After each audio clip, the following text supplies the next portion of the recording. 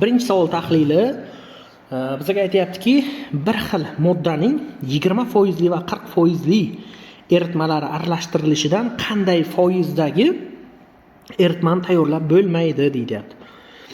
Tayyorlab bo'lmasin deb savol qo'yapti. Uni e'tibor bering, menda ikki xil eritma bor. Qo'shyapmiz. Ikkalasini bir-biriga qo'ysak qanaqadir eritma chiqadi. Endi keling biz shuni qaynoq deymiz. Ya'ni qaynoq suv deb tasavvur qilib ko'raylik. Ikkinchisini esa nima deymiz? Sovuq suv deymiz. Tak, mana sovuq suv. Qo'shganimizda hosil bo'ladigan 3-idishimiz qaynoq bo'lishi mumkinmi? Yo'q, bo'lmaydi. Sovuq bo'lishi mumkinmi? Yo'q. Faqatgina nima bo'lishi mumkin? Iliq bo'lishi mumkin. Demoqchimanki, iliq harorat qaynoq va sovuqni orasida bo'lishi kerak. Demak, bizda birinchi idish 20% limi, eritmamiz, ikkinchi eritmamiz 40% limi. Qo'shganingizda mana bu yerdagi foiz 20% dan katta bo'ladi. 20% dan katta bo'ladi, lekin 40% dan kichkina bo'ladi. Ya'ni 20 bilan 40 ning oralig'idagi son chiqadi. Masalan, A javobga qaranglar. 25% bo'lishi mumkinmi? Mumkin. Chunki 20 dan katta, 40 dan kichkina. 30 bo'lishi mumkinmi? C javobga qaranglar. Bo'lishi mumkin. 20 dan katta, 40 dan kichkina. 35 bo'lishi mumkinmi? Mumkin. 60chi? 60 bo'la olmaydi. Chunki biza o'zi qaynoq eritma 40% eritma bo'lsa, undan ham oshib ketdi endi. Tushunyapsizmi? Demak, 20 dan past ham bo'lishi mumkin emas, 20 dan tepa, 40 dan katta ham bo'lishi mumkin emas. 20 bilan 40 ning oralig'ida chiqadi. Demak, to'g'ri javobimiz bu yerda bahor javobi bo'lar ekan. Xo'p, e'tibor beramiz. 2-savol tahlili. 120 gram 25% eritmaga 80 gram suv qo'shilsa, hosil bo'lgan eritmani konsentratsiyasini toping. Avvalo sizlarga bitta sxema chizib beraman. Keling, masalan, shu yerda eritma bor. Shu eritmaga suv qo'shyapmiz. Nima voqeliklar bo'ladi? Birinchisi M3. M3 ni massasi ortadi. M3 degani eritma. Eritmani massasi nima qilar ekan? Ortadi. Keyingisi M1. M1 o'zgarmaydi. M1 o'zgarmaydi. Nima uchun o'zgarmaydi deb savol berishingiz mumkin. Chunki biz nima qo'shyapmiz azizlar? Suv qo'shyapmiz. Ya'niki M2 qo'shyapmiz, suv qo'shyapmiz. O'sha uchun suvning miqdori o'zgarishi mumkin, lekin tuz qo'shmaganligimiz uchun eritmadagi, dastlabki idishdagi eritmadagi M1 tuzning miqdori o'zgarmaydi. M2 nikichi? M2 ortadi. Massasi nima qilar ekan? Ortadi. Keyingisi foiz konsentratsiya. Foizi, ya'ni masalan kelinglar, mana bu yerda 20% deb olaylik dastlabki eritmani. Bu yerda esa foiz kamayadi. Kamayadi. Ya'ni bu yerda chiqayotgan foiz aniq 20% dan kichkina bo'ladi. Aniq 20% dan nima bo'lar ekan? Kichkina bo'lar ekan. Keyingisi atom soni. Atom soni. Atom soni ortadi. Dastlabki eritmada qanchadir atom soni bor, unga kelib suv qo'shilyapti, demak atom sonida o'zgarish bo'ladi. Endi e'tibor bering, suv qo'shilganda foiz nimaga kamayadi? Ovqatga, sho'rva, qaynab turgan sho'rvaga tuzi normalniy, ta'mi yaxshi bir holatda turibdi, shunga suv qo'shdingiz. Suv qo'shganingizda ovqatni ta'mi, sho'rvaning ta'mi o'zgaradimi? Bemaza bo'ladimi? Ya'ni foiz kamayadi. Demak, biror bir eritmaga, xohlagan eritmaga azizlar suv qo'shadigan bo'lsak, doim konsentratsiya kamayadi. Endi e'tibor beramiz, bu yerda 20% emas, masala shartda o'zi aytgan ekan, 25% degan. Xo'p, mana buni ham to'g'rilab qo'yaman. Endi men misol uchun tushuntirdim. Mana. Endi boshladim. Dastlabki eritma 120 gram ekan. Keling M1 top bo'lamiz. M1 120 ko'paytirilgan 0.25 topsak 30 gram tuz bo'lar ekan. Mana. 30 gram tuz. Xo'p, M2 ni ham o'zimcha topib qo'yaman. 120 gram eritma bo'lsa 30 gram tuz. Ayirib yuborsam 90 gram nima bo'lar ekan? Suv bo'lar ekan. Endi tasavvur qiling, menda dastlabki eritmam 120 gram. Unga suv qo'shildi 80 gram. Tak, mana. Men bu yerda yozib qo'yaman. 80 gram suv qo'shildi. Endi tasavvur qiling, yozib qo'yaman mana. Dastlabki M3 120 gram edi. Unga qo'shildi H2O 80 gram va natijada bizda nima chiqdi? Hosil bo'lgan M3 paydo bo'ldi. U M3 ning massasi necha gram bo'lar ekan? 200 gram bo'lar ekan. Lekin dastavval M1 manda 30 grammidi. Lekin eritmaga suv qo'shayotganligim uchun M1 da massasida o'zgarish bo'lmaydi. Ya'ni eritmaga suv qo'shdingmi, suvning massasi ortadi. Eritmaga suv qo'shmadingmi, demak tuzning massasida o'zgarish bo'lmaydi. M1 30 gram holatda turaveradi. Endi bizga aytayaptiki, hosil bo'lgan eritmaning konsentratsiyasini top. Konsentratsiyani topish uchun hosil bo'lgan eritmani M1 da bo'laman nimaga? M3 ga. Shunda 30 bo'lingan nechaga? 200. Javobimiz chiqar ekan 15% bo'lar ekan. Demak, bu yerda to'g'ri javobimiz bahor javobi bo'lar ekan. 201-savol tushunarlimi? Endi men nazariy qismi bilan to'liq tushuntirdim. Yozib oling, navbatdagi savol tahliliga o'taman. Xo'p. 301-savol tahlili. 120 gram suvni qanday massali 20% li eritmaga qo'shilganda 15% li eritma hosil bo'ladi? Qaytaraman. Demak, 120 gram suvni qanday massali 20% li eritmaga qo'shilganda 15% li eritma hosil bo'ladi deyilgan. Demak, bizda hosil bo'lgan eritmamiz necha foizli ekan? 15%. Endi dastlabki eritmamiz necha foizli? 20%. Qo'shilgan suv 120 gram bo'lar ekan. Endi boshladik. Bizada suv qo'shildi, suv. Endi ikki xil usulda bajarib ko'raman. Keling, dastlabki eritmani x gram deb olib ko'raman. Shunda M1 ni topadigan bo'lsam, x ni ko'paytiraman 0.2 ga. 0.2 x gram bo'ladi. 0.2 x gram tuz. Endi mana bu yerda ham M1 0.2 x gram bo'ladi. Tuz. Nima uchun? Chunki biz eritmaga suv qo'shyapmiz. Tuzning massasi dastlabki idishda qancha bo'lsa, hosil bo'lganda ham xuddi shunaqa bo'laveradi. Endi keling shu yerda M3 ni topadigan bo'lsam, dastlabki eritmam x gram, unga 120 qo'shilgan. Demak, x + 120 bu hosil bo'lgan eritmaning massasi ekan. Endi ulushni topish uchun bilasizlar, M1 ni bo'lamiz nimaga? M3 ga ulush berilgan endi 15%. Ulushga o'tkazsam endi 0.15 barobar 0.2x taqsim hop x plus necha bo'lar ekan? 120. Mana. Ana endi biz shundan x topishimiz kerak. X topadigan bo'lsak, kalkulyator topasiz. Hop, x topish uchun nima qilamiz? Mahraj 1 ga teng. 0.15 ni ko'paytiraman x plus 120 ga teng 0.2x ga. Shuni bajaradigan bo'lsam 360 chiqar ekan. 360 gram. Endi biz x deb nima o'rgandik? Dastlabki eritmani o'rgandik. Demak, dastlabki eritmamiz 360. Mana bu yerda x barobar 360 gram bo'lar ekan. Biz aytayaptiki, qanday massali, mana qanday massali 20% eritma. Demak, 360 gram bo'lgan ekan. To'g'ri javobimiz C javob. Endi ikkinchi usulga o'taman, ikkinchi usulda bajaraman. Xo'p. Endi e'tibor bering, menda dastavval 20% li eritma bo'lgan. Keyin unga suv qo'shganimizda 15% li eritma vujudga kelibdi. Hosil bo'ldi. 15% li eritma kelishi uchun unga suv qo'shilgan. Suvning konsentratsiyasini ol. Chunki suv qo'shildi deyaptimi, ichida nima bo'lmaydi? Tuzi bo'lmaydi. O'sha uchun diagonalni bir chetiga 0 qo'yamiz. Demak, tepada 15, pastda 20 dan 15 ni ayrsam 5 bo'ladi. Tushunarlimi? 5 bo'ladi. Endi suvni to'g'risiga 120 yozaman. 15 to'g'risiga x yozaman. Shunda tuz kelib chiqadi. 360 gram tuz emas, uzr, eritma. Ya'ni qaysi eritma? Dastlabki eritma kelib chiqar ekan. Ikkala usulda ham javobimiz 360 chiqdi. Demak, bizda to'g'ri javob C javob bo'lar ekan. Diagonal usulga qo'yayotgan bo'lsak, doimo diagonalni bir tomoniga 0 qo'yamiz. Agar suv qo'shilsa 0 qo'yamiz, tuz qo'shilsa 100% qo'yamiz. Endi bizda suv qo'shilgan, o'sha uchun 0 qo'ydik. 401-savol tahlili. 300 gram eritmaga 100 gram erituvchi qo'shildi. Qaranglar. 100 gram erituvchi. Erituvchi degani nima edi? Suv edi. Suv qo'shildi. Eritma konsentratsiyasi 45% bo'ldi.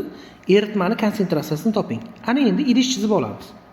Demak, dastlabki eritma bor ekan. Unga suv qo'shilibdi. 100 gram erituvchi degan suv bu yerda. Va natijada bizda hosil bo'lgan eritma vujudga kelibdi. Endi biz buni olamiz.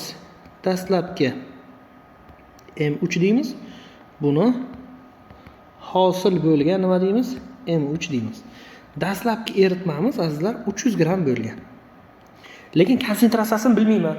20%mi, 60%mi, 40%mi bilmayman. aynan masala sharti ham e'tibor beringlar. Dastlabki eritmani konsentratsiyasini foizda top deyapti. 300 gram. Endi hosil bo'lgan eritmamiz necha gram bo'ladi? 400 gram bo'ladi. Lekin uni konsentratsiyasi aytilgan. Ya'ni 45% deyilgan. Endi tasavvur qiling, menda hosil bo'lgan eritma 400 gram 45% ekan. Undan M1 topishim mumkinmi? 400 dan ko'paytiramiz. 400 ni ko'paytiramiz 0.45 ga. Chunki 400 gram eritmani tahlil qilib olishimiz kerak-ku. 400 ni ko'paytiramiz 0.45 ga. Xo'p, shunda 180 gram. Tak. Mana 180 gram nima bo'lar ekan? Tuz bo'lar ekan. Endi eritmaga suv qo'shilgandan keyin mana bu yerda M1 180 gram tuz bo'lsa, dastavval ham M1 180 gram bo'lgan. Mana shu joyni fahmlashimiz kerak. Nima uchun 180 bo'lgan? Chunki eritmaga suv qo'shildi. Tuzning massasida o'zgarish bo'lmaydi. Demak, o'z-o'zidan bu dastlabki eritmani foizini topishimiz uchun tuzini bo'lamiz 300 ga. Shunda necha foiz bo'lar ekan? 60% bo'lar ekan. To'g'ri javobimiz bizada B javob bo'lar ekan. Tushunarlimi? B javob bo'lar ekan. Tushundingizlarmi? Demak, suv qo'shilganda tuzni massasida o'zgarish bo'lmaydi. Xo'p, ana endi 600 gram 20% eritmadan 12% eritma hosil qilish uchun necha gram suv qo'shish kerak deyilgan. Idishga e'tibor beringlar. Demak, bizga dastlabki eritma berilgan ekan. Dastlabki M3 berilgan. Demak, bu 600 gram. Xo'p, 20%li. 20% bo'lgan. Xo'p, shundan deyapti. 12% eritma oling. 12% eritma oling. Demak, bu hosil bo'lgan M3 ekan. Tushunarli? Demak, bu necha foiz bo'lgan ekan? 12% bo'lgan ekan.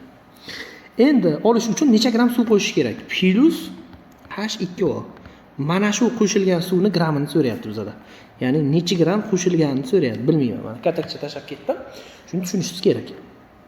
Endi sizlarga savol, keling, dastlabki eritmada tuzni topishga imkoniyat bormi? Bor. Ya'ni 600 ni ko'paytiraman 0.2 gami 120 gram tuz bo'ladi. Endi dastlabki idishda 120 gram tuz bormi? Hosil bo'lgan idishda ham 120 gram tuz bor deb olaman. Nima uchun? Chunki bizga suv qo'shilyapti. Qo'shilayotgan narsa suv, tuz emas. Demak, tuzlarni massasida o'zgarish bo'lmaydi. Suv qo'shildimi, suvning massasida o'zgarish bo'ladi. Endi 120 gram tuz 12% bo'lar ekan. Bu foiz ham tuzning foizimi? Masala shartidagi foiz tuzning foizi bo'ladimi? Mana. Xo'p, endi e'tibor bering. Hozir menda 120 gram tuz 12% bo'lar ekan. Keling, 12% bo'lsa, men 100% ni topaman. 100% bu umumiy foizmi? Demak, bu yerda x kelib chiqadi. X bu yerda azizlar hosil bo'lgan M3 bo'ladi. Tushundingizmi? Endi 120 ni 100 ga ko'paytirib 12 ga bo'lsam, adashmasam 1000 gram chiqsa kerak. 120 bo'lingan 0.12. 1000 gram bo'lar ekan. Demak, hosil bo'lgan eritmamiz necha gram bo'lar ekan? 1000 gram bo'lar ekan. Endi o'ylab ko'ringlar. Dastavval 600 gram edi, keyin 1000 gram bo'lib qolibdi. Xo'p, necha gram suv qo'shilganda 1000 gram bo'lgan? Demak, to'g'ri javob bu yerda 400 gram suv qo'shilganda 1000 gram bo'lgan. Demak, bu yerda javobimiz A javob bo'lar ekan. Tushunarli? Demak, dastavval 600 gram bo'lgan, keyin 1000 gram eritma hosil bo'lgan. Bizga suv qo'shilgan-ku. Qo'shilgan suvning massasini so'rayapti-ku. Demak, 1000 dan 600 ni ayirdim, 400 gram bo'lar ekan. To'g'ri javobimiz A javob bo'lar ekan. Xo'p. Endi e'tibor beringlar, bizda 601-savol tahlili osh tuzini 150 gram 20% li eritmasiga 50 gram natriy xlorid qo'shildi. Hosil bo'lgan eritmani foizini toping deyapti. Demak, bizda dastlabki eritma bo'lgan ekan. Xo'p, yozib qo'yaman mana. Dastlabki M3 bo'lgan ekan. Xo'p, bizda u necha gram? 150 gram bo'lgan. Xo'p, 20% li bo'lgan ekan. Xo'p, shunga qo'shyapmiz. Biz 50 gram natriy xlorid. Natriy xlorid. Shunda mana hosil bo'lgan M3 paydo bo'ladi. Xo'p, bu necha gram bo'ladi? Bu 200 gram bo'ladi. Necha gram bo'lar ekan? 200 gram. Demak, 150 gram eritma berilgan, unga 50 gram natriy xlorid qo'shsam, 200 gram eritma hosil bo'lar ekan. Aynan shuni foizini so'rayapti menda. Dastlabki eritmani M1 ni topishim uchun 150 ni ko'paytiraman 0.2 ga. Shunda 30 gram bo'lar ekan tuz. Tuz necha gram bo'lar ekan? 30 gram. Endi e'tibor beringlar. Bu yerda 50 gram ham tuz, 30 gram ham tuz. Endi mana bu yerda umumiy tuzni topishimiz mumkinmi? Umumiy nimani? Tuzni. Umumiy tuzni topishimiz uchun nima bo'ladi? Dastavval bizda 30 gram tuz bo'lgan, unga 50 gram qo'shilgan. Shunda 80 gram tuz paydo bo'lgan. 80 gram. Demak, hosil bo'lgan idishimizni massasi, idishimiz ichidagi eritmani massasi 200 gram. Uning ichida 80 gram tuzi bor. Ulushni topishimiz uchun M1 ni bo'lib yuboramiz M3 ga. M1 80, M3 bizada 200. Shunda eritmamiz necha foiz bo'lar ekan? 40 foizli bo'lar ekan. Demak, bu yerda to'g'ri javobimiz C javob bo'lar ekan. Tushunarlimi? Xo'p, 8-savol tahlili 200 gram eritmaga 40 gram erigan modda qo'shilsa 50 foizli eritma bo'ladi. Hosil bo'ladi. Dastlabki eritmaning konsentratsiyasini toping deyilgan. Keling idish chizib olamiz. Idish, unga qo'shilgan mana bu yerga e'tibor beringlar. 40 gram erigan modda. Erigan modda, endi biz o'zimiz tilda juda ham ko'p holatlarda tuz deb olamiz. Tuz qo'shildi. Xo'p, demak, bu yerda tuz qo'shildi. Natijada eritma hosil bo'ldi. Demak, buni yozib qo'yaman. Dastlabki eritma, bu esa hosil bo'lgan M3 ekan. Tushunarli? Demak, dastlabki eritma necha gram bo'lgan ekan? 200 gram bo'lgan. Tuz qo'shilgan 40 gram. Hosil bo'lgan eritma 240 gram bo'lgan va u 50 foizli bo'lgan. Tushunarlimi? Va u 50 foizli bo'lgan. Endi shu yerda M1 topadigan bo'lsam, 240 ni ko'paytiraman 0.5 ga. Shunda 120 gram tuz bo'lgan. Tushundingizmi? 120 gram tuz bo'lgan. Endi keling, dastlabki eritmada M1 tuz bo'lganini topishimiz uchun nima qilamiz? O'zi qanchadir bo'lgan, unga kelib 40 gram qo'shilgan, natijada 120 gram tuz bo'lgan. Tasavvur qiling. 40 ning oldin qanchadir bo'lgan, ustiga 40 qo'shganingizdan keyin 120 bo'lgan. Tabiiyki bu yerda 80 gram nima bo'lgan ekan? Tuz bo'lgan. Demak, dastlabki eritmamizning massasi 200 gram ekan, uning ichida 80 gram tuzi bor ekan. Ulushni topamiz. M1 ni bo'laman nimaga? M3 ga. Shunda 80 ni bo'lib yuboramiz 200 ga. Shunda necha foiz bo'lar ekan? 40 foizli. Demak, dastlabki eritmamiz 40 foizli bo'lar ekan. Haqiqatan ovqatga tuz qo'shsangiz nima bo'ladi? Sho'r bo'ladimi? Mana dastavval 40 foiz edi. Tuz qo'shildi 40 gram 50 foiz bo'ldi. Haqiqatan konsentratsiya oshdimi? Ovqat sho'r bo'ldimi? Demak, to'g'ri javobimiz C javob bo'lar ekan. Bizda idish bor. Idishning ichida nima bor? Eritma bor. Eritmadan nima bug'latilgan? Suv bug'latilgan. Xo'p, suv bug'latilganda nima voqea yuz beradi? Xo'p, shu haqida gaplashamiz. Demak, suv bug'latilganda birinchisi M3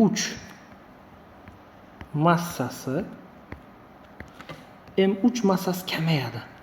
Suv bug'landimi? Demak, idishdan nimadir chiqib ketadi. O'sha uchun eritmani massasida kamayish bo'ladi. Keyingisi M2 massasi. M2 massasi ham kamayadi.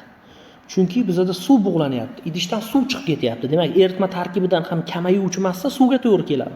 O'sha uchun suvning massasi kamayadi. Keyingisi M1 massasi. M1 massasi o'zgarmaydi.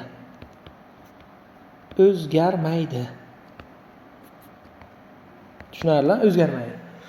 Xo'p. Keyingisi foiz azizlar ortadi. Masalan, bizda hozir 20% eritma berganmi? 50 gram suv chiqib ketgandan keyin aniq bilamanki, foizi 20% dan baland bo'ladi. Chunki ovqat qaynayvergani sari suv bug'lanaveradi, ovqat qaynayvergani sari u sho'r bo'ladi. Buni qizlar juda ham yaxshi biladi. Keyingisi atom soni. Atom soni esa azizlar kamayadi. Chunki idishdan suv chiqib ketdimi, suv o'zi bilan birga atomlarni olib ketadi. Endi, demak, menda dastlabki eritma berilgan. Dastlabki M3 berilgan. Uni massasi 150 gram. Va u 20%li. Undan 50 gram suv bug'langan. Ya'ni suv nima qilgan, chiqib ketgan. Shunda mana uni tepasiga necha yozaman? 50 gram bo'ladi. 50 gram bo'ladi. Endi natijada nima voqea yuz beradi bizga? Hosil bo'lgan eritma vujudga keldi bu yerda mana. Hosil bo'lgan M3. Endi qarang, o'zi 150 edi, 50 ga chiqib ketadigan bo'lsa, 100 gram eritma qoladimi? 100 gram eritma. Endi hosil bo'lgan eritmamiz 100 gram, ya'ni 50 gram suv chiqib ketgandan keyin 100 gram eritma paydo bo'ldi. Keling dastlabki eritmani tahlil qiladigan bo'lsak, M1 topadigan bo'lsam 150 ni ko'paytiraman 0.2 ga. Shunda 30 gram nima bo'lar ekan? Tuz bo'lar ekan. Endi mana bu yerda ham tuzning massasi 30 gram bo'lar ekan tuzimiz. Tushunarlimi? Demak, bizda tuz dastavval 30 gram bo'lgan, idishdan suv bug'langan, demak 30 gramgacha qolgan. Ulushni topishimiz uchun M1 ni bo'lamiz nimaga? M3 ga. 30 ni bo'lsam 100 ga 30% li eritma bo'lar ekan. Haqiqatan dastavval 20% edi, keyin 30% bo'ldi. Ovqatni konsentratsiyasi ortdi. Ovqat ta'mi sho'r bo'ldi. Demak, bu yerda to'g'ri javobimiz A javob bo'lar ekan. Tushunarlimi? Xo'p, 11-savol tahlili. 200 gram 20% li eritma berilgan. Xo'p, bizda 200 gram 20% li eritma berilgan. Shu eritmadan x gram suv bug'langan. Chiqib ketadi suv. Xo'p, buni massasi x gram bo'lar ekan. Suv chiqib ketdi. Xo'p, natijada 25% eritma hosil bo'ldi. Necha foiz ekan? 25%. Demak, bu dastlabki eritma. Dastlabki M3, bu esa hosil bo'lgan M3. Mana. Ya'ni hosil bo'lgan eritma. Demak, dastlabki eritma 200 gram 20% bo'lgan, undan x gram suv chiqib ketgan. Ya'ni suv bug'latilgan, chiqib ketgani qayerdan bildim? Bug'latilganda 25% eritma bo'lgan. Endi nimada o'zgarish bo'lmaydi? Bu yerda tuzning massasida o'zgarish bo'lmaydi. Demak, dastlabki tuzni topadigan bo'lsam, 200 ni ko'paytirib qo'yaman 0.2 ga.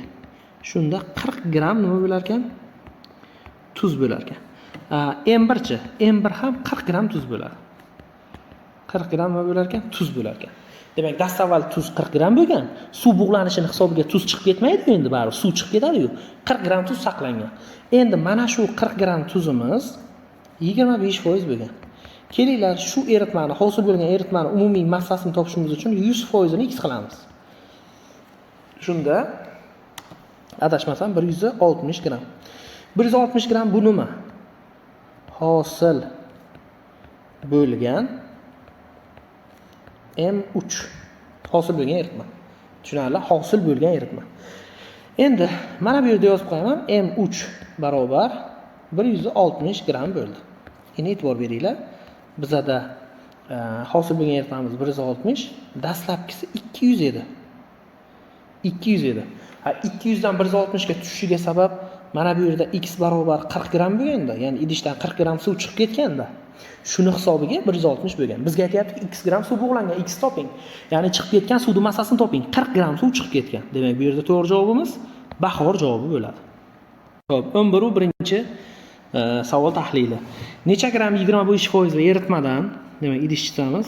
Necha gram 25% eritmadan, ya'ni x gram berilgan va 25% eritma berilgan. 60 gram suv bug'latilsa, 60 gram H2O chiqib ketsa, 40% eritma qolar ekan. Necha foizli eritma qolar ekan? 40 foizli eritma qolar ekan. Demak, bu dastlabki M3, bu esa hosil bo'lgan M3, ya'ni hosil bo'lgan eritma. Demak, dastlabki eritma x gram 25% bo'lgan, undan 60 gram suv chiqib ketgan, natijada 40 foizli eritma qolgan ekan. Juda ham yaxshi. Demak, men dastavval M1 topib olaman. M1 topsam, x ni ko'paytiraman 0.25 ga. Shunda 0.25 x gram nima bo'ladi? Tuz bo'ladi. Ana endi suv bug'langandan keyin tuzning massasida o'zgarish bo'lmaydi. Hosil bo'lgan eritmada ham 0.25 x gram tuz bor deb olamiz. Lekin 40 foizli. Endi kelinglar M3 ni topamiz. Bu yerda M3 dastlabki eritmada M3 x gram, bu yerda esa M3 x minus 60 gram bo'ladi. Endi x minus 60 hosil bo'lgan eritmaning umumiy massasi x minus 60, ya'ni x minus 60 imiz to'g'ri keladi 100% ga. Tuzimiz bizda 0.25 x qolgan, uni konsentratsiyasi o'zi berilgan 40% ga. Shu yerdan x topamiz. X topish uchun 40 ni ko'paytiraman x minus 60 ga, 100 ni ko'paytiraman 0.25 x ga.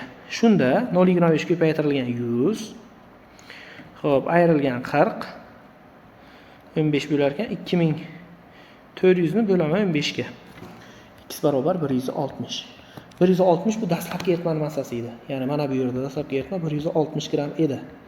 Endi bu yerda esa 160 dan 60 ni ayirsangiz necha gram qoladi? 100 gram qoladi.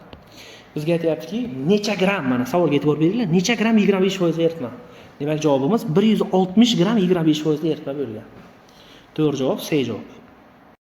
Xo'p, 12 savol tahlili e'tibor berasizlar. Bizda 200 gram tuz eritmasi bor. Unga dastavval 50 gram suv qo'shilgan. 50 gram suv qo'shilganda hosil bo'lgan eritmaning konsentratsiyasini so'rayapti. 40 gram tuz qo'shilganda ham hosil bo'lgan eritmani va 100 gram 40% eritma qo'shilganda ham so'rayapti.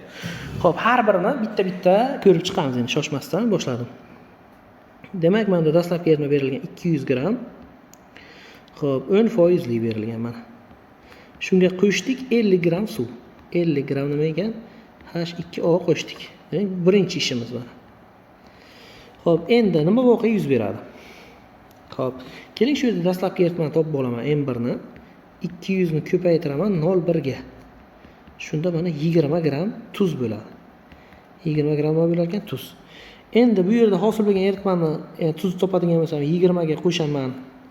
Dastavval 20 gram bo'ladi. Hosil bo'lgan eritmamiz esa 200 plus 50 bo'ladi. Ya'ni dastavvalki bilan bir xil bo'ladi tuz massasi. Tuz massasi o'zgarish bo'lmaydi. Nima uchun? Chunki suv qo'shilyapti. Shunda eritmamiz 250 bo'ladi. Ulushni topishimiz uchun 20 ni bo'lamiz nechaga? 250 ga. Shunda javobimiz bizda 20 ni 250 ga bo'lishimiz kerak. 8% bo'lar ekan. 8% bo'lar ekan. Demak, birinchi fikrdan 8% chiqar ekan. Endi ya'ni 1 ga A javobi to'g'ri keladi. Tak, 1 ga nima ekan? A javobi. Tak, 1 ga A javob to'g'ri kelar ekan. Endi ikkinchisiga o'taman. Ikkinchisi nima deyapti? 200 gram 10% li eritma bor. Shunga qo'shamiz 40 gram tuz. 40 gram nima qo'shamiz? Tuz qo'shamiz. Xo'p, endi keling M1 topib olaman. Yana dastavval 200 ni ko'paytiraman 0.1 ga. Shunda 20 gram tuz bo'ladi. 20 gram tuz. Endi e'tibor bering, dastlabki idishning ichida ham 20 gram tuz bor, qo'shilgan komponent ham 40 gram tuz. Hosil bo'lgan eritmada M1 40 plus 20 bo'lib 60 gram tuz bo'ladimi? Ya'ni M3 topadigan bo'lsam 200 ga qo'shaman nechini? 40 ni. Shunda 240 gram eritma bo'ladi. Eritma. Endi konsentratsiyani topishim uchun M1 ni bo'laman nimaga? M3 ga. M1 60 bo'lamiz 240 ga. Shunda 25% bo'lar ekan. 25%. Endi shunda 2 ga D javob to'g'ri keladi. 2 ga nima ekan? D javob to'g'ri kelar ekan. Tushunarli? Xo'p, uchinchisi 200 gram 10% li eritma berilgan. M1 ni topishimiz uchun 200 ni ko'paytiramiz nechiga? 0,1 ga. 20 gram tuz bo'ladi. Unga qo'shyapmiz biz yana eritma qo'shyapmiz. Eritma qo'shadigan bo'lsak 100 gram 40% eritma qo'shyapmiz. Shunda kelinglar M1 topadigan bo'lsam 100 ni ko'paytiraman 0,4 ga. Shunda 40 gram bo'ladi. Demak 20 gram tuz 40 gram nima bo'lgan? Tuz bo'lgan. Endi shundan foydalanib hosil bo'lgan eritmani topadigan bo'lsak, eritmalarimizni massasi 300 gram bo'ladi. M1larning massasi 20 plus 40 60 gram bo'ladi. Endi ulush barobar M1 ni M3 ga bo'ladigan bo'lsak, 60 ni bo'laman nechiga? 300 ga. Shunda 20% bo'lar ekan to'g'ri javobimiz. Shunda azizlar 3 ga B javob to'g'ri kelar ekan mana. Demak 1 ga A, 2 ga D, 3 ga B degan javoblarni topaman. Demak 1 ga A, 2 ga do'st, 3 ga B. Demak to'g'ri javobimiz bu yerda D javobga to'g'ri kelar ekan. 4-sini tahlil qilmadim. 3-fikr bilan 4-fikr deyarli bir xil. Joy yetmagani uchun tahlil qilmadim. O'zingiz tahlil qilib qo'yasiz. Tahlil qilmasangiz ham javobi bor. To'g'ri javob bu yerda D javob bo'lar ekan. Xo'p, davom etamiz. Osh tuzining 150 gram 20% eritmasiga 150 gram 40% eritmalari aralashtirildi. Hosil bo'lgan yangi eritmadagi tuzning massa bo'lishini, foiz konsentratsiyasini toping degan savol keldi. Demak, dastlabki eritmamiz 20% ekan va qo'shilgan eritmamiz ham 40% ekan. Javob 20 bilan 40 ning oralig'ida chiqishi kerak. 20 degan javob C javob chiqib ketadi, B javob ham chiqib ketadi. Demak, 20 bilan 40, 30 yoki 25 degan javoblar bo'lar ekan. Mana javobni ham fahmlay oldik. Endi idishlarga e'tibor beringlar. Qo'shilyapti mana. Natijada mana hosil bo'lgan eritma bor. Xo'p, demak bu dastlabki M3, bu esa nima ekan? Hosil bo'lgan, yo'q, hosil bo'lgan emas. Qo'shilgan deb nom beraylik. Qo'shilgan M3, bu esa hosil bo'lgan M3 bo'lar ekan. Endi dastlabki eritmamiz azizlar 150 gram 20% bo'lgan. Qo'shilgan eritmamiz 150 gram 40% bo'lgan. Hosil bo'lgan eritmamizni faqatgina 300 gramligini bilamiz va u necha foiz ekanligini to'g'risi bilmaymiz. Mana. Endi bu yerda M1 topadigan bo'lsam 150 ni ko'paytiraman 0,2 ga. Shunda necha gram bo'lar ekan? 30 gram tuz bo'ladi. Endi bu yerda M1 topadigan bo'lsam 150 ni ko'paytiraman nechaga? 0,4 ga. 30 gram tuz bo'lar ekan. Tak, 30 emas bu yerda 60 gram. Mana. 60 gram nima bo'lar ekan? Tuz bo'lar ekan. Endi ikkala M1 ni qo'shadigan bo'lsam, 30 ga 60 ni qo'shadigan bo'lsam, 90 gram nima bo'ladi? Tuz bo'ladi. 90 gram tuz. Demak, bizda hosil bo'lgan eritmamizda 90 gram tuz bor, 300 gram eritmani o'zini massasi. Uni foizini topishimiz uchun M1 ni bo'laman nimaga? M3 ga. M1 90, uni bo'lamiz 300 ga. Javob 30% degan javob chiqar ekan mana. 30% degan javob chiqadi.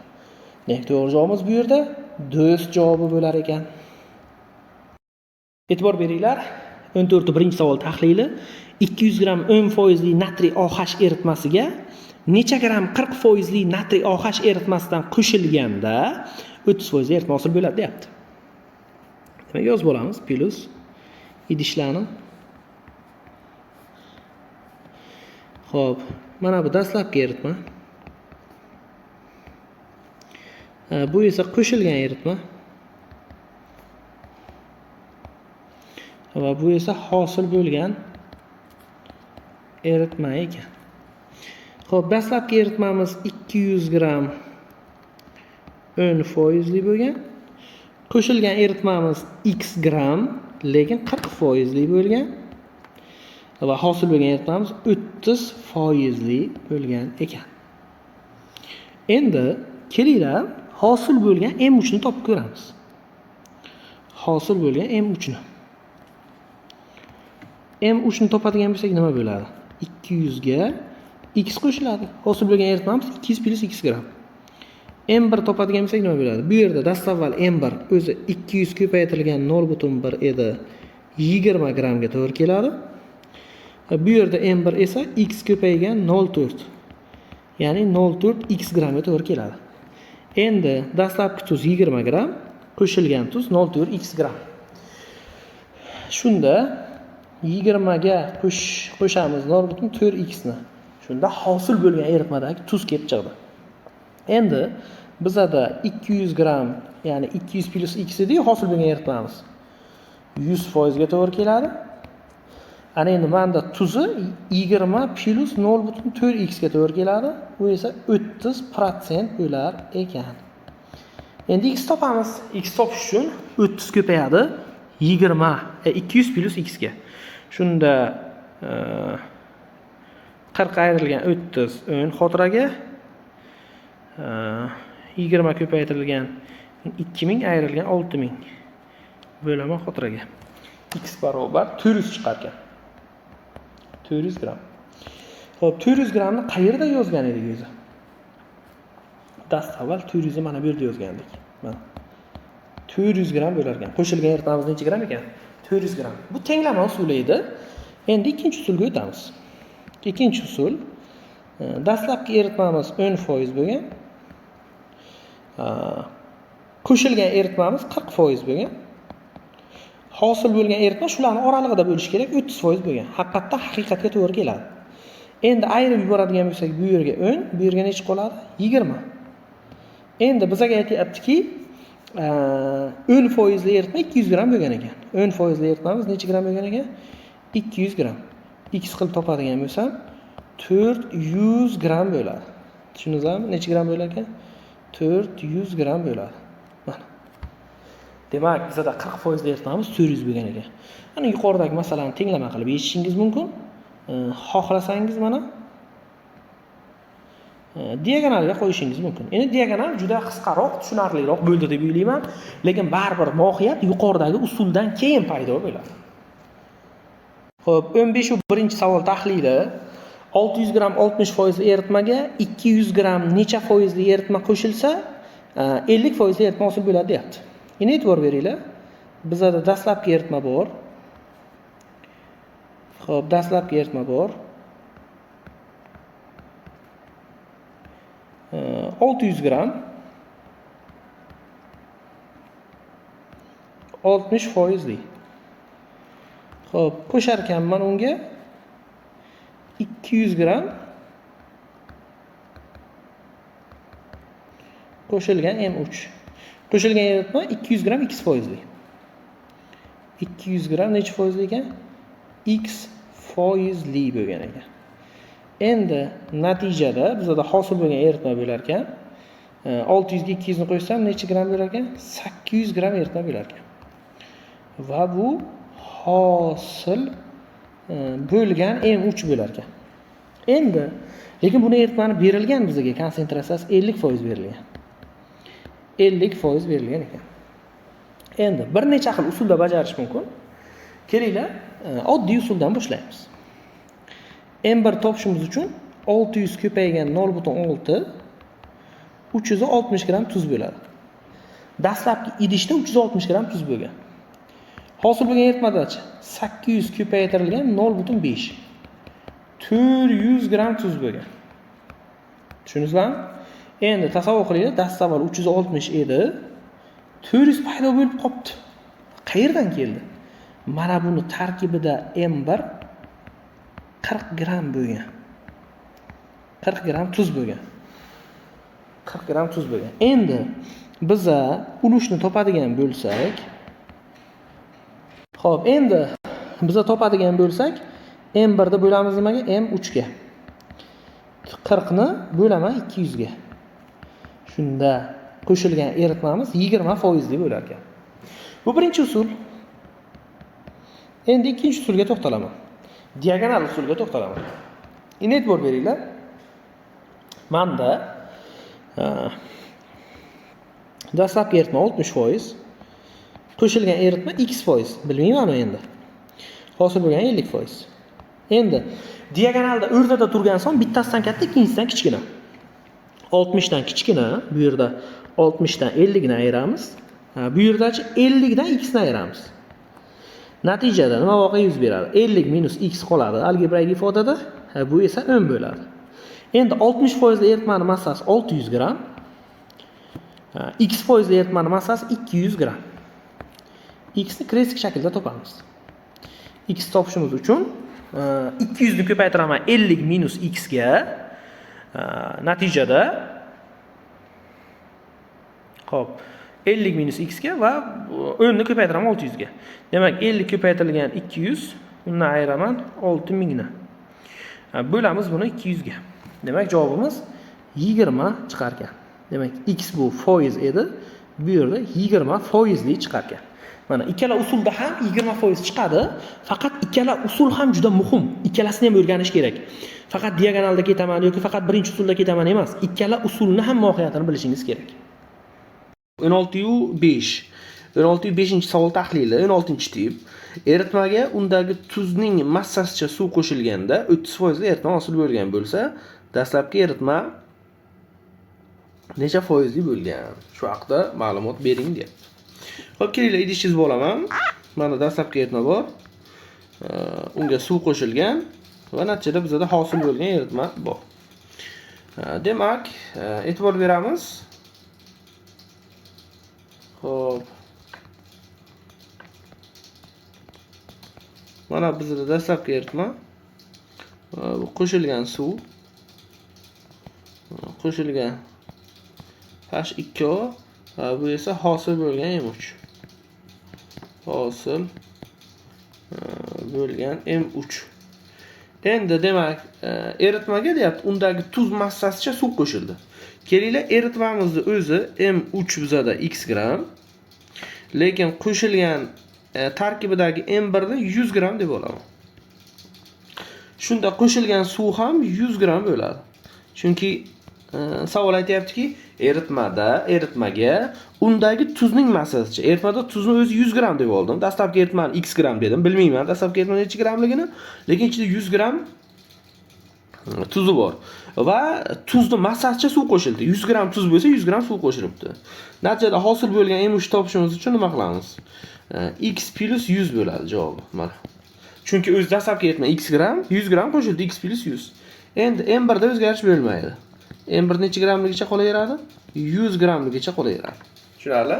Nima uchun 100 gramligicha qolaveradi? Chunki bizda suv qo'shildi, tuz massasi o'zgarish bo'lmaydi. Dastlabki idishda qancha tuz bo'lsa, hosil bo'lganda ham shuncha tuz bo'ladi. Endi konsentratsiyasi aytilgan 30% berilgan. Endi masalan 100 gram oladigan bo'lsak, bu 30% ga to'g'ri keladi. 30% ga. Men 100% ni topaman. Xo'p, 100% ni topsak, 100 ni ko'paytiraman. Tak, 100 ni ko'paytiraman 100 ga, bo'laman 30 ga. Shunda 333 gram bo'lar ekan. Bu hosil bo'lgan eritma. Hosil bo'lgan eritma. Yozib qo'yaman. Bu nima desa, hosil bo'lgan M3. Demak, xulosa qilamiz. Bu yerda M3 o'zi dastlabki M3 233,33 gram bo'lgan ekan. Chunki dastlabki eritma nechidir gram bo'lgan, unga 100 gram suv qo'shilgan, shunda 333,3 chiqqan. Ana endi shu yerdan M1 topadigan, ulush topadigan bo'lsak, M1 ni bo'lamiz M3 ga. M1 100, uni bo'laman 233,33 ga. Xo'p, ana endi 100 ni bo'ldim 233,33 ga. 42,85. 42,85% bo'lar ekan. Demak, bu yerda to'g'ri javobimiz A javob bo'lar ekan. Tushunarlimi? Xo'p, 17-savol. 17-savolda bizda nima deyapti? O'rta faz asati H3PO4 bu 1 mol. Xo'p, H2O bu 10 mol. Endi o'zimdan 1 ni ko'paytiraman 98 ga 98 gram bo'ladi. buni ko'paytiramiz 18 ga 180 gram bo'ladi. Xo'p, mana endi ikkalasini qo'shamiz. 98 ga qo'shaman 180 ni. 278 gram eritma paydo bo'ladi. 278 gram eritma. Endi foiz topishimiz uchun nima qilamiz? Foiz topishimiz uchun M1 ni bo'lamiz M3 ga. M1 98 bo'lamiz 278 ga. Xo'p, 98 bo'lib 278. 35,25% bo'lar ekan. Demak, to'g'ri javobimiz bahor javobi bo'lar ekan. 18 savol tahlili 100 gram eritmaga qanday massada suv qo'shilganda konsentratsiya 4 marta kamayadi. Endi qaranglar. Foiz konsentratsiya nuqta marta kamayadi. Marta kamayadi degan jumlalar keladi endi yoki ortda teskarisi bo'ladi. Kamayadi desa unutmanglar. Doimo albatta suv qo'shilganda kamayadi bu. Eritmaga suv qo'shsa konsentratsiya kamayadi. Shunda eritma massasi nima qilar ekan? Ortadi. Eritma massasi mana ortar ekan. Tushunarli? Demak, foiz konsentratsiyani ortdi dedimi? Eritmani massasi kamaygan bo'ladi. Bir-biriga teskari. Va hokazo, agar foiz ortsa, foiz kamaysa, eritma massasi ortgan bo'ladi. Endi bizda aytayaptiki, dastlabki eritma berib qo'ygan mana va hosil bo'lgan eritmani bergan mana. Hosil bo'lgan M3 berilgan. Xo'p, dastlabki eritma bizda idishda turibdi. Mana. Tak. Xo'p, unga qo'shamiz.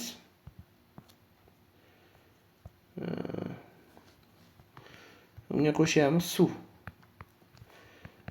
Natijada mana hosil bo'lgan eritma vujudga keldi. Endi dastlabki eritmamiz 100 gram ekan. 100 gram berilgan eritma massasi. Qanday massada suv qo'shilganda eritma konsentratsiyasi 4 marta kamayadi deyapti. Kelinglar, shu yerda x gram qo'shdim. Shunda hosil bo'lgan M3 menda 100 plus x gram bo'ladi. Endi konsentratsiya 4 marta kamaydi degani eritmaning massasi 4 marta ortdi degani. Bu degani sizlarga savol. Dastlabki eritmaning massasi ko'proqmi yoki hosil bo'lgan eritmanikimi? To'g'ri, hosil bo'lgan eritmaning massasi ko'proq. Chunki dastavval 100, chunki uning ustiga qanchadir kelib suv qo'shilyapti.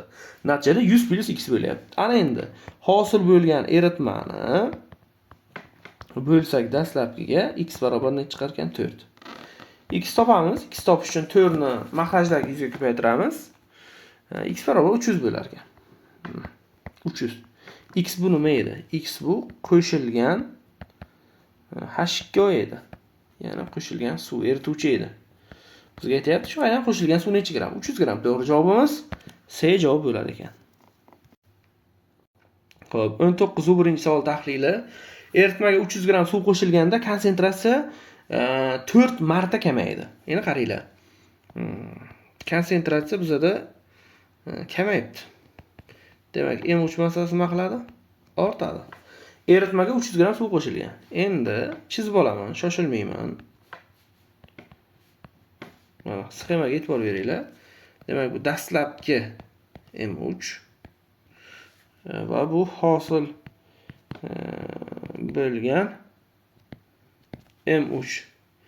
Endi dastlabki M3 menda bilmayman nechadir gram, lekin qo'shilgan suv bor. Qo'shilgan suv menda 300 gram. Suv qo'shildim, foiz konsentratsiya kamayadi. Haqiqatan masala shartida foiz konsentratsiya 4 marta kamaydi degan. Endi hosil bo'lgan M3imiz x plus 300 bo'ladimi? Biza foiz konsentratsiya 4 marta kamaydi desa, konsentratsiyadan emas, eritma massasidan ketamiz. Demak, konsentratsiya 4 marta kamaydi degani eritma massasi 4 marta ortdi degani. Ya'ni hosil bo'lgan eritma massasi dastlabkidan 4 marta ko'p degani.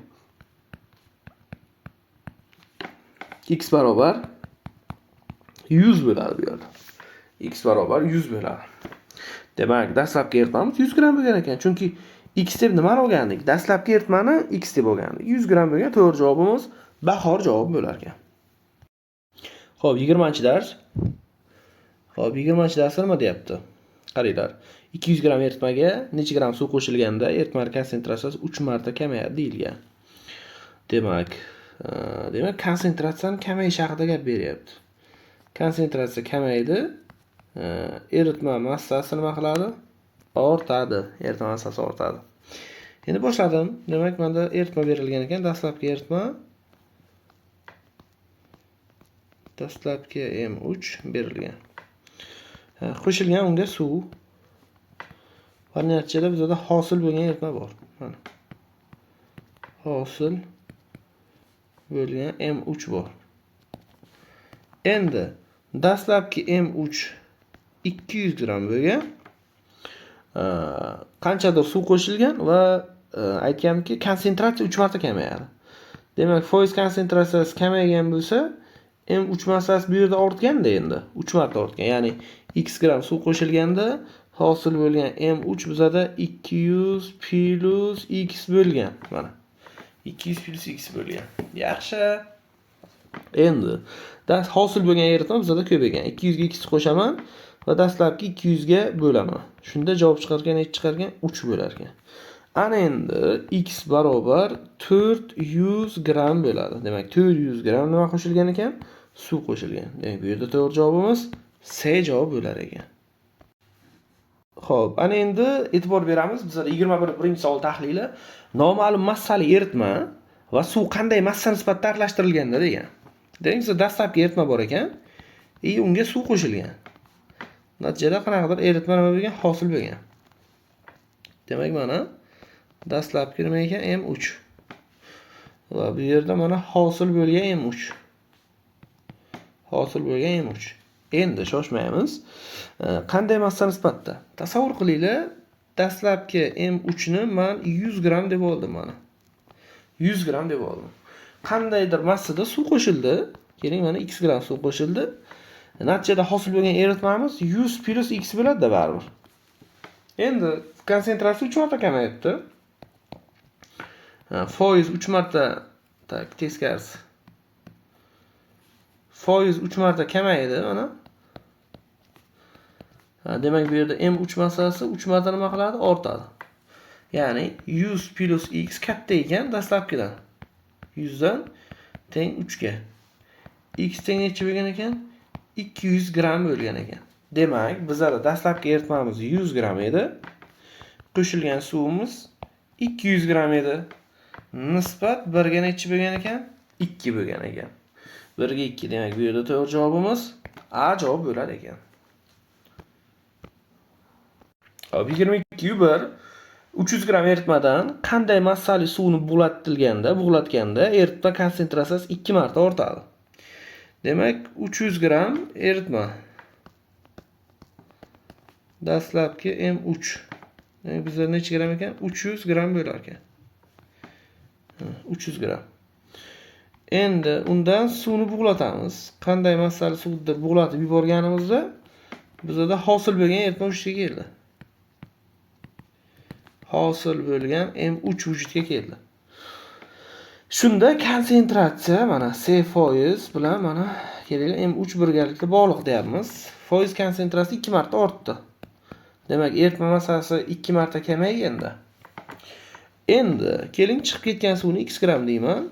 Hosil bo'lgan eritma massasi 300 minus x bo'ladi. Demak, o'z-o'zidan bu eritmani massasi ko'p, qaysiki hosil bo'lganga qaraganda. Hosil bo'lgan eritma massasi kam.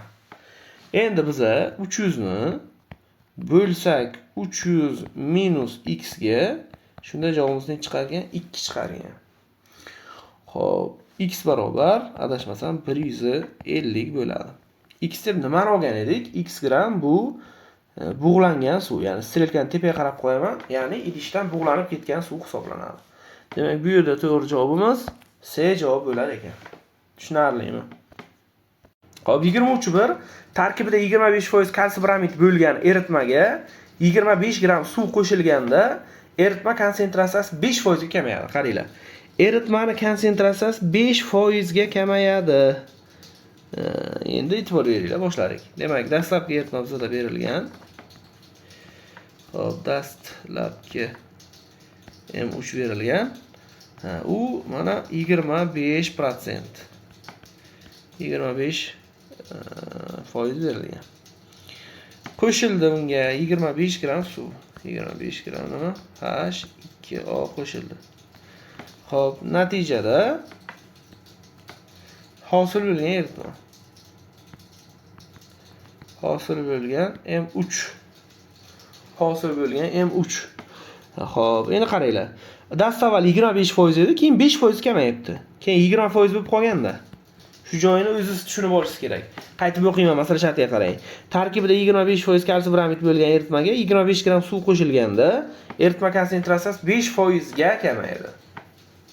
Demak, oldin 25 edi, 5% kamaysa 20% bo'ladi. Yaxshi. Endi boshladik. Qaychiga qo'ysak ham bo'ladi. Demak, dastlabki eritmamiz 25 bo'lgan. Suv qo'shilgan 0 deymiz. 20 hosil bo'lgan. Ayiradigan bo'lsak, bu 20, bu 5 bo'ladi. Bizda faqatgina suvning massasi bor 25 berilgan. Dastlabki eritmani x qilamiz. Hosil bo'lgan eritma so'ralgan, dastlabkini x qildik. Xo'p, natijada 100 gram chiqadi. Demak, 100 gram bu nima?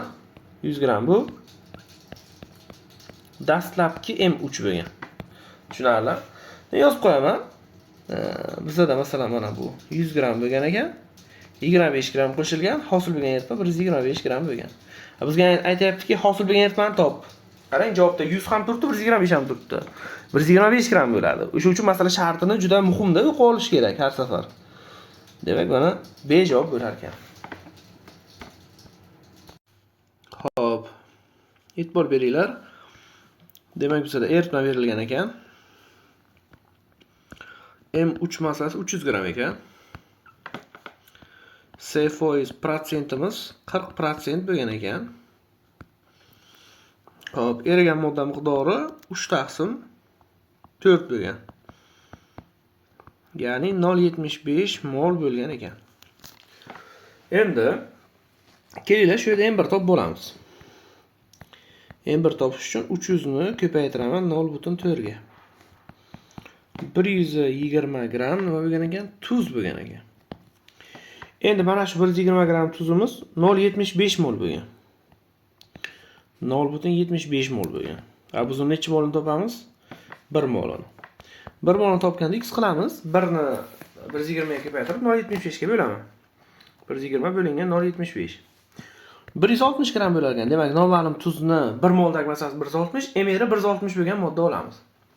Demak, bu yerda mis 2 sulfat, bu emeri 160 ga to'g'ri keladi. To'g'ri javobimiz do'st javob bo'ladi. 27-birinchi savol tahlili. Bizada jadvalga e'tibor beringlar. X moddani foizi A berilgan, suvning foizi 40 + A berilgan. Moli, ya'ni X moddani moli 3/4 mol berilgan, eritma massasi 400 berilgan. E'tibor beringlar. Demak, bizada X mod M1 bor ekan, bu X moddaga to'g'ri kelar ekan va u A foizga to'g'ri keladi. M2 bor ekan, bu suvga to'g'ri keladi. Chunki suv bergan o'zi 40 + A ga to'g'ri keladi. Endi mana shu ikkalasini qo'shadigan bo'lsak, bizda necha foiz bo'lishi kerak? 100% bo'lishi kerak. 100% bo'lishi kerak. Ya'ni boshladim. A ga qo'shaman 40 A ni. Shunda bu 100 bo'ladi. A barobar necha bo'lar ekan? 30 bo'lar ekan. Shu uchun M1 bizada X moddamiz mana 30% bo'lar ekan. M2 H2 oyimiz masalan 70% bo'lar ekan. Tushundingizmi? Endi shunga asosan bizada M3 berilgan. M3 bizada 400 gram berilgan. 400 gram. Shu yerda M1 da massasini topishimiz uchun 400 ni ko'paytiraman 0.3 ga. 120 gram bo'lar ekan. Va aytilganki, X modda bizda aytib qo'yilganki, 3/4 mol bo'ladi deb aytilgan. 3/4 0.75 mol degan. Demak, mendagi 120 gram tuzimiz 0.75 molga to'g'ri keladi. Endi tuzni o'zini kimligini topishimiz uchun uni necha molga nisbatan olishimiz kerak? 1 mol. 1 molga nisbatan olsak 160 gram bo'ladi va bu mis SO4 ga to'g'ri keladi. Mis 2 sulfatga. Demak, to'g'ri javobimiz A javob bo'lar ekan. Tushunarlimi? Xo'p, 28-savol. Eritmaga A gram tuz qo'shilganda 50% eritma hosil bo'ldi deyilgan. Qaranglar, bizda tuz qo'shilyapti. Noma'lum massada tuz qo'shilyapti. Va diagonalda tuz qo'shilgan tomonda konsentratsiya 100% bo'ladi. Demak, boshladim. 100% bo'ladi. Xo'p, o'zi idishimiz 25% edi. Idishdagi eritma va 50 hosil bo'ldi. Ayiradigan bo'lsak 25, bu tomonga 50. Endi 25% eritmani massasi berilgan 200. Menda qo'shilgan tuz so'rayapti. Topsak necha gram bo'lar ekan? 100 gram bo'lar ekan. Demak, A gram tuz qo'shiladi degani 100 gram tuz qo'shiladi degani. Bu yerda to'g'ri javobimiz A javob bo'lar ekan. Xo'p, keyingi savolimiz bizda aytayaptiki, dastlabki eritmamiz 100 gram necha foizli? 4 foizli. Unga qo'shar ekanmiz 100 gram x foizli qo'shar ekanmiz mana. Natijada hosil bo'libdi 6 foizli eritma. Endi e'tibor beringlar, bizada hosil bo'lgan eritmani massasini topish osonda. Ikkalasi ham qo'shilgan eritmalar 100 gramdan. Demak, bu yerda M3 200 gram bo'lar ekan. M1 topishimiz uchun 200 ni ko'paytiramiz 0.06 ga. Shunda 12 gram bo'lar ekan. 12 gram. Endi mana bu yerda M1 topadigan bo'lsam, 100 ni ko'paytiraman 0.04 ga. 4 gram bo'ladi. Endi e'tibor beringlar. Birinchi idishda 4 gram tuz bor. Keyin hosil bo'lgan idishda 12 gram tuz bo'lib qoldi. Demak, mana bu yerdagi tuz 12 minus 4 bo'ladi, ya'ni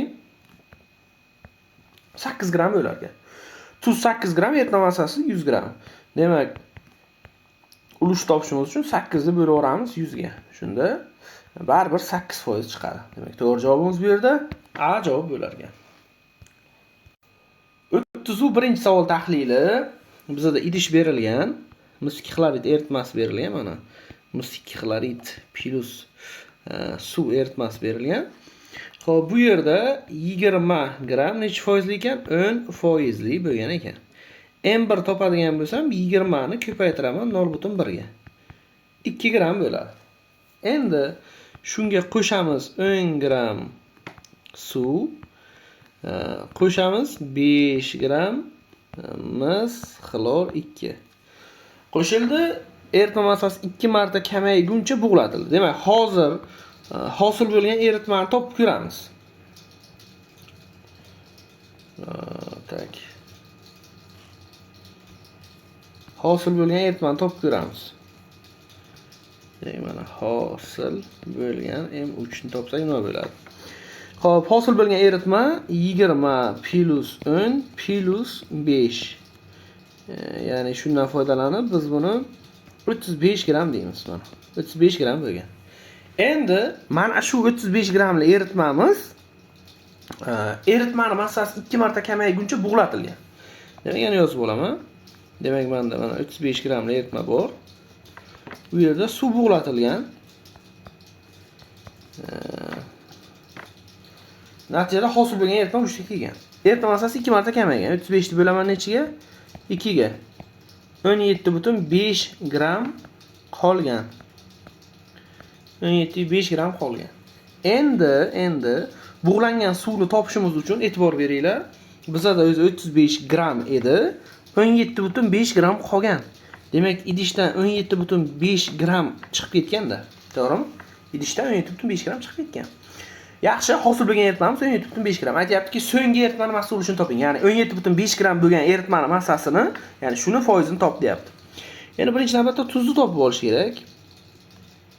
Tuz topish uchun nima qilamiz? Bu yerda 2 gram tuz, mana 2 gram tuz berilgan. Bu yerda 5 gram tuz berilgan.